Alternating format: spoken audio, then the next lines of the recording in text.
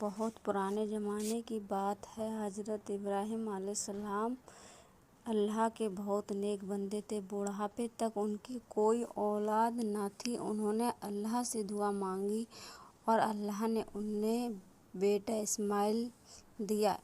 ابراہیم اپنے بیٹے سے بے انتہا محبت کرتے تھے۔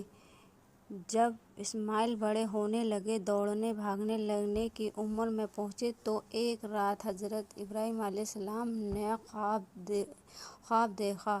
خواب میں اللہ کا حکم آیا، اپنے سب سے پیارے بیٹے کو میری راہ میں قربان کر دو۔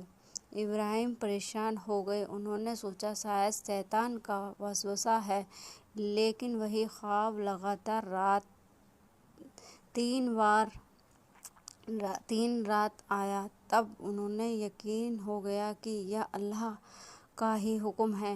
صبح انہوں نے بیٹے اسماعیل سے کہا، بیٹا میں نے خواب میں دیکھا ہے کہ میں تمہیں ذبح کر رہا ہوں، بتاؤ تمہاری کیا رائے ہے؟ اسماعیل چھوٹے تھے لیکن اللہ پر ان کا ایمان پکا تھا۔ انہوں نے کہا، ابا جان، جو حکم ملا ہے وہ کر ڈالیے، آپ مجھے صبر کرنے والوں میں پائیں گے انشاءاللہ۔ دونوں باپ بیٹے قربانی کے لیے مینا کے میدان میں پہنچے۔ راستے میں شیطان نے 3 بار بہکانے کی کوشش کی، اتنے کنکر مار کر بھگا دیا کہ اتنے پیارے بیٹے کو مت مارو۔ ابراہیم نے ہر بار شیطان کو کنکر مار کر بھگا دیا۔ آج بھی حج میں شیطان کو کنکر مارنے کی رسم وہیں سے آئی ہے۔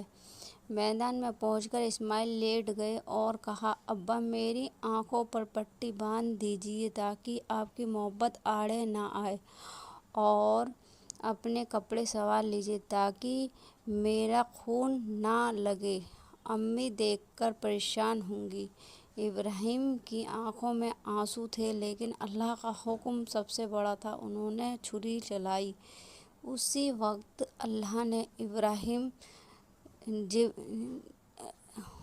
وقت اللہ نے جبریل فرشتے کو بھیج دیا۔ جبریل جنت سے ایک موٹا تازہ دمبا لے کر آئے اور کہا، ابراہیم رکو، تم نے اپنا خواب سچا کر دکھایا، یہ دمبا قربان کر دو۔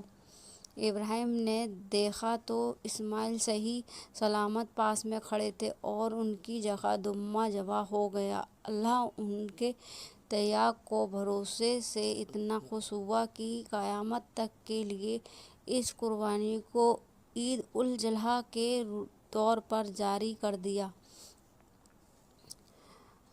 ہماری کہانی سے سیکھ: اللہ کبھی خون گوشت نہیں چاہتا، وہ صرف ہماری نیت، ہمارا تیاگ اور اس پر بھروسہ دیکھتا ہے۔ قربانی کا مطلب ہے اپنی سب سے پیاری چیز بھی اللہ کی راہ میں دے دینا، چاہے وہ پیسہ ہو، وقت ہو یا گھمنڈ ہو۔ اس لیے بقرعید پر ہم جانور کی قربانی دے کر اس جذبے کو یاد کرتے ہیں اور گوشت غریبوں میں بانٹ کر محبت پھیلاتے ہیں۔ آپ سبھی کو بقرعید مبارک۔